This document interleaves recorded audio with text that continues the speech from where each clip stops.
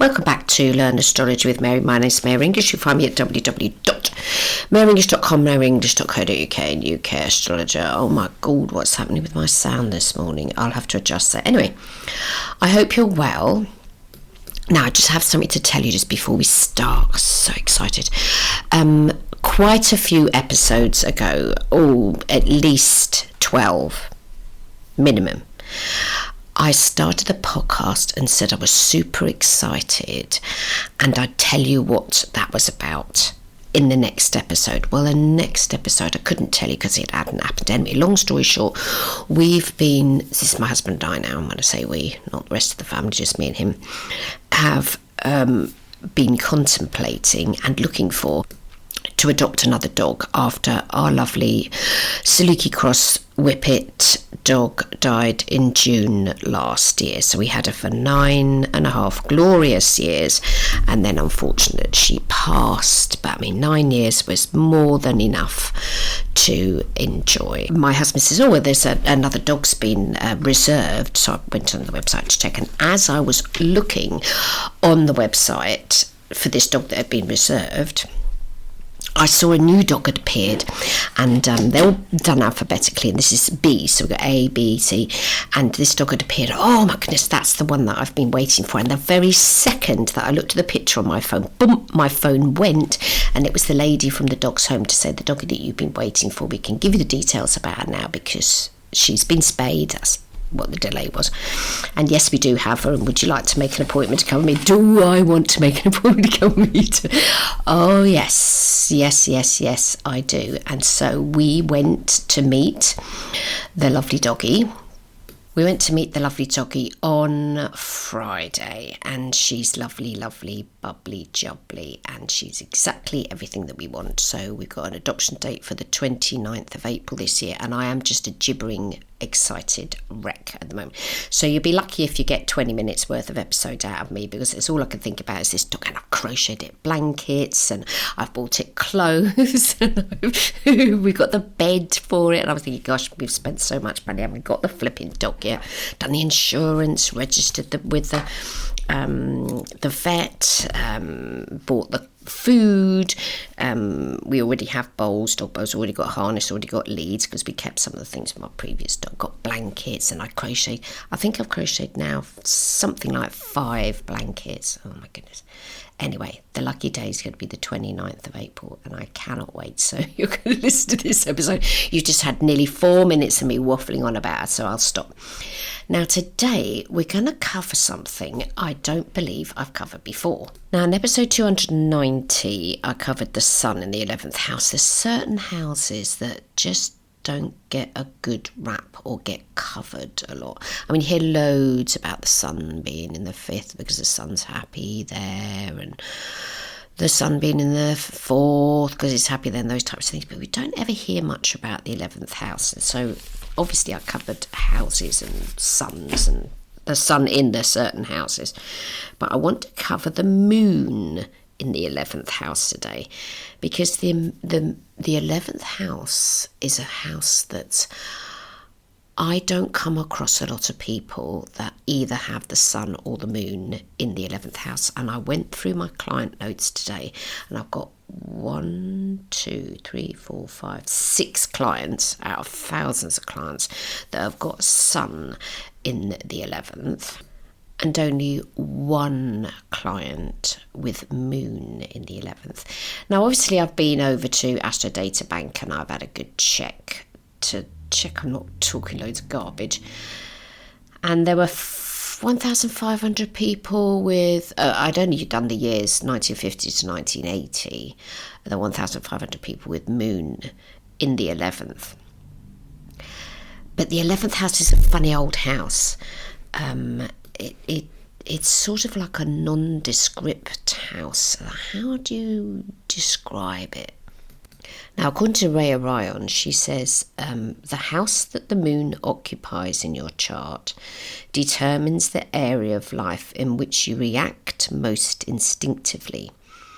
Your emotional well-being depends upon the concerns of that house. Check out the areas of life that each house rules in chapter 1. Well, the 11th house is ruled by either Saturn or Uranus, depending, because it's Aquarius house. Yeah? Now, she says, having Le Moon in the 11th, socially, you're popular and at ease, with a great capacity for friendship. You have an instinctive understanding of other people, and friends play a major role in your life, though you may care too much about what they think. Your goals and aspirations are likely to change many times, and along with that, your circle of friends may also shift.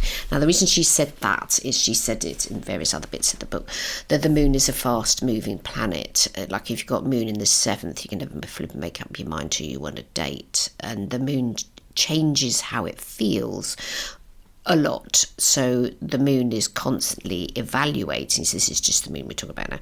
The moon is evaluating the feelings that you have. Are they good? Are they bad? Should I run? Should I freeze? What should I do? And it's much more instinctive, and it is definitely subconscious. Now, Marion D. March and Joan McEvers, they say in their lovely book, The Only Way to Learn Astrology, Volume 1, because there's about 4 or 5 volumes, moon in the 11th house, keyword friendly. Your views are unprejudiced, detached and objective, yet you frequently change your aims. You have a tendency to be a joiner, and you do well in organisational work. You have many friends and acquaintances who are helpful to you and with whom you have an easy rapport. However, if your moon has difficult aspects, you must be careful of being taken advantage of by false friends. And my last quote is from Managing Your Health and Wellness, A Guide to Holistic Health by Diane L. Kramer.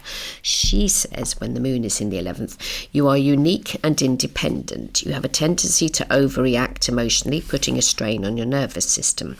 There can be a weakness in the lower legs, leading to swollen ankles or a sprained ankle, because the 11th is like the 11th sign, and the 11th sign, Aquarius, rules the ankles, whilst Pisces rules the feet. So the point they're making is friendships are important, which is what the 11th is all about, that you could have numerous friends, and the question they're asking is whether or not those friends will be faithful to you. But that's not about the person, that's what can happen to a person that has that placement in their chart. Now, if you've got moon in the 11th, say you'll be the only person that's ever contacted me, other than one person who I've ever read for, or written not ever read for, but ever written a chart for, because I've got on my database people that I used to write charts. I don't do it anymore because it's a lengthy, time-consuming process, and I don't particularly enjoy doing it. I stopped that a few years ago. But yeah, so I've got one lady that has moon in the 11th, and weirdly her moon is in Leo, which is the opposite house rulership, because the 5th is ruled by Leo, and Aquarius is what rules the 11th house, but she's got her moon in Leo there, and another outer planet, so it's a bit of a strange combo. Now, we have got some charts I'm going to share today, so we could talk a bit more like, real, living, live, or maybe they're not live anymore, I think most of them are, people that have that configuration. Is there anything that we can universally say that all of them have? I mean, I've never met them, so how would I know? Now, 2 of them you'll have heard of. One is Princess Anne. Well, you might not have heard of them if you live in the US, but if you live in the UK, you will have heard of Princess Anne. She was one of the Queen's kiddies.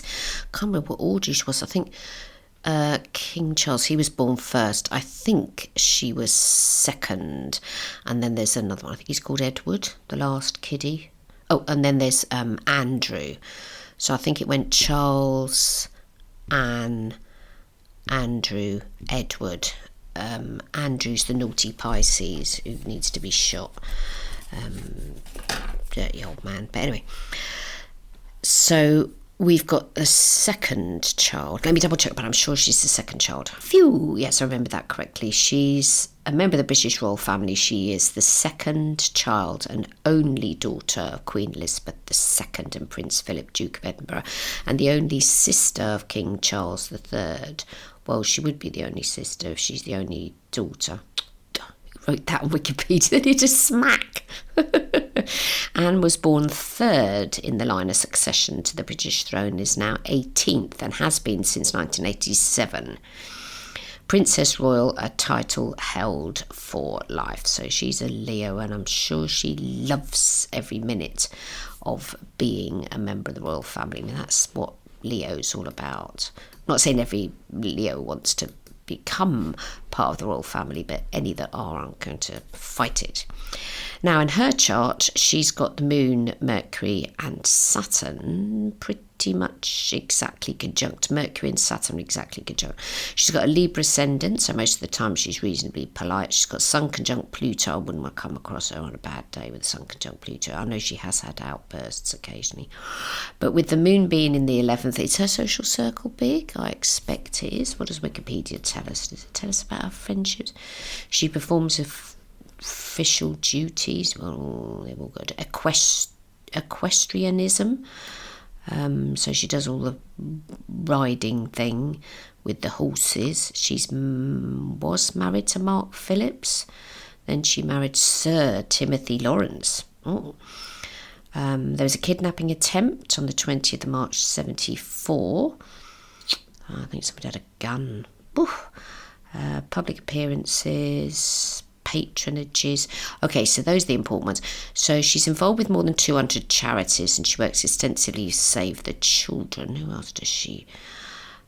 She's patron of St John's Ambulance, the Princess Royal's Trust for Carers.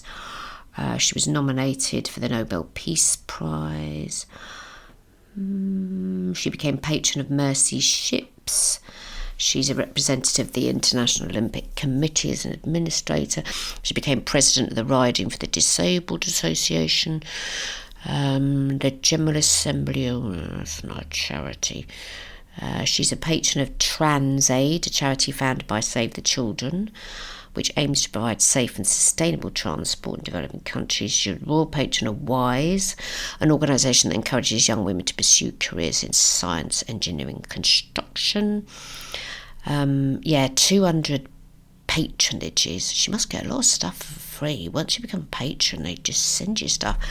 That's very much an 11th house thing, because the 11th house in and of itself is about benefit to the community. Now, Marion and Joan say that the 11th house is about goals, friends, hopes and wishes, circumstances beyond control, and love received. Really? I haven't heard that one before. She tells us it's the natural sign for Aquarius. The key word is social consciousness. It's the natural ruler of Uranus and the house of group relationships. The 11th house shows your capacity for friendship, your attitude towards your friends and acquaintances, and all non-emotional relationships. It indicates what you most desire in your life, your goals, the love you receive, as well as money obtained from a profession. This house shows stepchildren, foster children and adopted children, as well as circumstances over which you have little control. Here we see your humanitarian interests. Now that I do know as a thing. I have a very good friend who is a sun sign Taurus and moon in Aquarius, but the sun lies in the 11th. And goodness me, I can't remember how many flipping charities she supports. Well, we worked together for a charity, the Drugs and Homeless Initiative in Bath. So we 8.5 years were volunteering, helping clients with drug and alcohol issues, and she loved that. So here we see your humanitarian interest, the way you see others, large and small organisations and clubs you belong to, which somehow relate to your career. Well, good old Princess Anne's got that going, hasn't she? She's 200 patronages is a lot. Now, with her moon being in the sign of Virgo, it's going to make her a bit picky. Don't leave the cheese on the wrong shelf in the fridge. And as Marion and Joan say, keep in mind the aspects that the moon makes. But we're not doing a total analysis of a chart. We're just talking about moon in the 11th. Princess Anne only has one aspect to her sun sign, which is Sun conjunct Pluto, God help us, and the moon is conjunct to Mercury and Saturn and square to Chiron, and that's it. So her sun, her moon and her Mercury because Mercury's conjunct Saturn as well. She's got very few aspects in her chart, actually. She's got a grand trine, which unites her Jupiter, but nothing else is speaking to anything else, because it's quite a bit of a cluster chart there. Good old stellium in the 11th. Yeah, it's quite a cluster chart, and Jupiter's out on its own in the 5th. She has had kids. Can't remember how many she had. How many children did she give birth to them? Yes, she has got children. She's got Anne and her first husband, had 2 children, Peter, born in 1977, and Zara Phillips. Oh yes, I remember her knocking about in the news. I don't think she married. No, she didn't have any kiddies with the second chappie. She just had the 2. Okay, just had the 2. That's fine. We'll let her.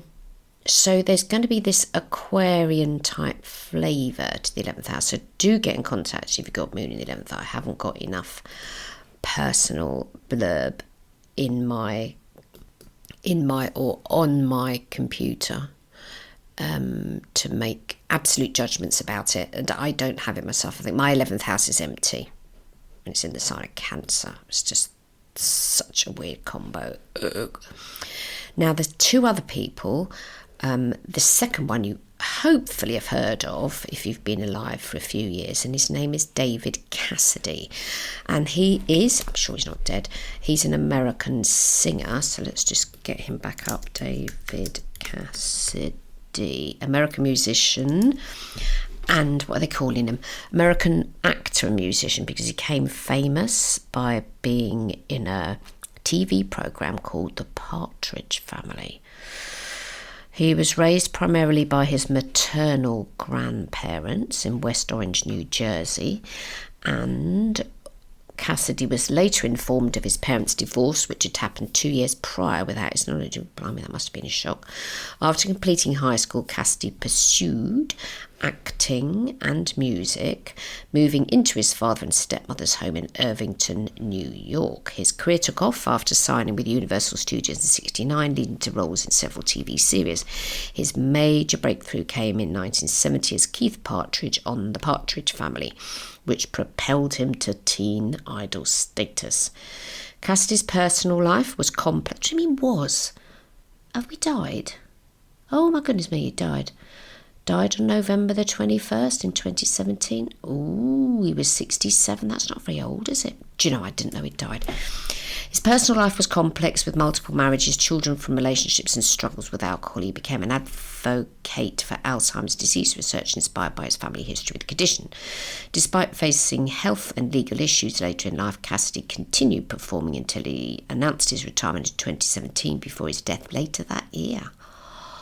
Oh my goodness me. Ooh. I always think of Aquarius, the 11th house. I always sort of think that they're not cuddly signs or houses. I mean, you definitely get cuddled in the 4th, and you'll get cuddled by a Cancer. You get cuddled to death by a Cancer. But 11th is like, ooh, no. They're the people that they'll give you a cuddle, but they'll barely make contact. They'll just be like, ooh. Or you know that French way of kissing, ding ding, to each side of the face, each cheek, boom boom. You know, they're just sort of glance like a bird peck. That's it. Anyway, what else have we got here about him? Why did he have such a complex love life? What was that all about?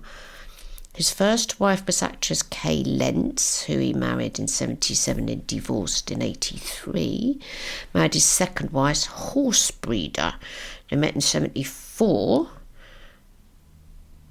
at a horse sale. This marriage ended divorce in 1988. Okay, so he met her before he'd married his first wife. Okay. Cassidy's daughter, actress Katie Cassidy, was born in 1986 from an extramarital affair with fashion model Sherry Williams. After David and Williams ended their relationship, Katie was raised by her mother and her stepfather, just like he was. How weird. David spoke of his absence from Katie's life in February 2017, the year he died. He said, I never had a relationship with her. I wasn't her father. I was her biological father, but I didn't raise her. She has a completely different life. I'm proud of her. She's very talented. It's hard for me to even accept how old she is now. So third marriage was songwriter Sue Schifrin in March 91. They had a child called Beau in 91. In 2013, his publicist confirmed that the couple had separated, with Schifrin filing for divorce in 2014. And then he himself moved to Fort Lauderdale in Florida in 2002 and filed for bankruptcy in 2015. Activism, here we go. So that's what 11th is all about. In 2011, Cassidy recorded a public service announcement for Alzheimer's disease research and prevention because his mother, Evelyn Ward, suffered with the condition, and said he would campaign for that cause whenever possible. He planned to address Congress in 2012. He was a long-time registered Democrat. During a 2012 guest appearance on the Colbert Report, he expressed his views on the leading Republican candidates for President Mitt Romney and Newt Gingrich. Cassidy stated, I believe both of them are the most embarrassing, sad, pathetic. I mean, really, this is the best we can do. Oops. So he's been arrested for driving under the influence in November 2010, August 2013, and 2014 after he made an illegal right turn at a red light. 2015. Right, illness and death. So he publicly admitted he had an alcohol problem in 2008. In 2017, following a performance in Angora Hills, California, he had difficulties remembering the lyrics of his songs that he'd been performing for nearly 50 years and appeared to fall off the stage. He announced he was living with dementia and was retiring from all further performing. In 2017, Cassidy fell ill at a recording studio and was hospitalised in a later phone conversation with an A&E producer. With an A&E producer? What's an A&E producer? He stated that he'd just met with his doctor, that he had liver disease and that his life had changed dramatically. Cassidy added that he'd been unconscious and near death for the first few days after the incident, but his memory had returned. I lied about drinking. So later that year, he was hospitalised for liver and kidney failure and was critically ill in a medically induced coma. He came out of the coma, but still critical. They were hoping to keep him alive for transplant, but he died of liver failure on November the 21st, 2017 at the age of 67. According to his daughter Casey Cassidy, his final words were, so much wasted time. I think the difficulty with his and his child, he's got a son in the 10th, very ambitious. Where's my moon in the 11th? Oh, sorry, we've got moon in Aquarius, that's right, because I wanted to compare what's the difference between moon in Aquarius and moon in the 11th. So David Cassidy's got moon in Aquarius in the 8th, and it's conjunct Jupiter. So the activism, that's just the moon in Aquarius, whilst Princess Anne has the moon in the 11th, but not in the sign of Aquarius, but in the 11th house, which is equivalent to 11th sign. And his 11th house is absolutely well and truly flopping empty, and he's got a Cancer ascendant. So I think not being brought up by his mother, what happened to his mother? His dad did something. We just go back. People with a Cancer ascendant, they've got to have mum in their life. If they don't, they don't do well. Raised by his grandparents. Who was his mother? Parents. Evelyn Ward. What was she all about? May 21st was American actress and dancer. Her son was the actor singer David Cassidy. Okay. Yeah, so that's how the moon in Aquarius has manifested itself. Is that different to moon in the 11th? just making comparisons here. And then in the last chart, we've got, this is somebody who has Sun and Moon in the 11th, and his actual name is Tod Wodicka, and unfortunately Astro Data Bank has made an enormous blunder. I can't even find a way to contact and tell them. They've listed him as Tom Wodicka, and then when I googled it, there is no Tom Wodicka. He's called Tod Wodicka, and he's an author, and he's written a number of books. He's a Gemini, and I think the moon in Gemini is happy in the 11th. I don't know that moon in Virgo is happy in the 11th. And for sure, if you've got moon in Cancer in the 11th, ooh, that must be hard. Have you got that? Get in contact if you do. So Tod Wodicka, let me tell you a bit about him. Wodicka, let's go back to his page. He was born in 1976 and is an American author who grew up in Queensbury, New York. He's lived in Manchester, England, Prague, Rock City Falls and Moscow. He currently lives in Berlin in Germany. He graduated from the University of Manchester in the UK. Now, he wrote a novel called All Shall Be Well, and All Shall Be Well, and All Manner of Things Shall Be Well. It's been translated as German, Spanish, Dutch, and the title's a quotation from the Christian mystic Julian of Norwich, and was also quoted by T.S. Eliot in his poem Little Gidding. The novel was shortlisted for the 2008 Believer Book Award, and it was published by Pantheon Books and Jonathan Cape and Vintage Books. Now, I don't know if it was a bestseller, but the book tells the story of a guy called Bert Hecker, a medieval reenactor from upstate New York who travels to Prague to find his estranged son Tristan. The book is a darkly comic story about Bert's devotion to another time and his doomed attempts at coming to terms with his own history. So I wouldn't say it's a happy book. And he's a Gemini, so I expect that 11th house energy, what do I expect it's going to do? It's going to make him more conscious of the things in the world that probably need to change. He looks sort of normal from his photos. He doesn't look totally off his trolley. And his Wikipedia page is well and truly skimpy. That's the agency that he's published by. I've got a photograph of him wearing a suit. Doesn't suit him. And he doesn't tell us anything about his childhood, I don't think. No. Born in... where did you say he was born? Queensbury, New York. Yeah, it's just about his work. Nothing personal there at all. Don't even know if he's got any parents. Probably just popped onto the world. A Sun and Moon in Gemini in the 11th is going to very much manifest as a communicator and wanting to work in groups with other people doing the communicating thing. The funny thing about writing, it's a very solitary occupation. However, once a book is published, then, yeah, there's a bit more socialising going on. But the writing process is pretty difficult to do it as a group. I use an online writing meetup space where we all log in at whatever time we want to, during it's a 2-hour window. You log in and you write.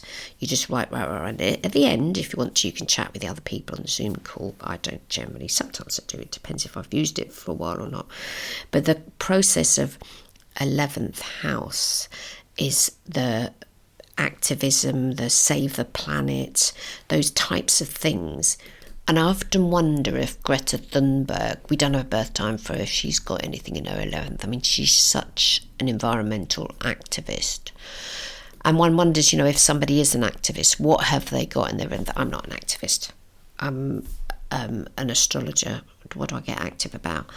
I have done the Save Bath Library campaign. I have campaigned for a few things, but I say my 11th house is absolutely devoid of planets. And I think it starts in Cancer. It starts in Gemini, a teeny bit of Gemini, and the rest of it is Cancer. So it's ruled by Mercury, and I've got Mercury in the 7th. Yeah. So it's all about relationships. So we've got 3 examples today. We've got 2 people with moon in the 11th. We've got 1 with sun and moon in the 11th. And then we have 1 with moon in Aquarius. And what's the difference? I think the difference with the moon in Aquarius is that there can be emotional... what's the word I want to use? Emotional sparseness. It's not that emotions don't happen. Is that if you're looking at a Richter scale, it just goes bibbly bobbly bibbly. It doesn't go. Somebody with moon in Scorpio, you're just not going to miss the fact they've got moon in Scorpio if they haven't already told you. You're going to know they've got moon in Scorpio. But somebody with moon in Aquarius, friendships are very important. When I talk about my friend, she's got moon in Aquarius in the 8th, and she's got Cancer ascendant, but her sun's in Taurus in her 11th, so she quite manifests very strongly that whole Aquarius thing. And the sun and the moon are square, so she doesn't always do things that are best for herself. She does stuff that's best for other people. And she adopted 2 children, one of which who turned out to be a challenge.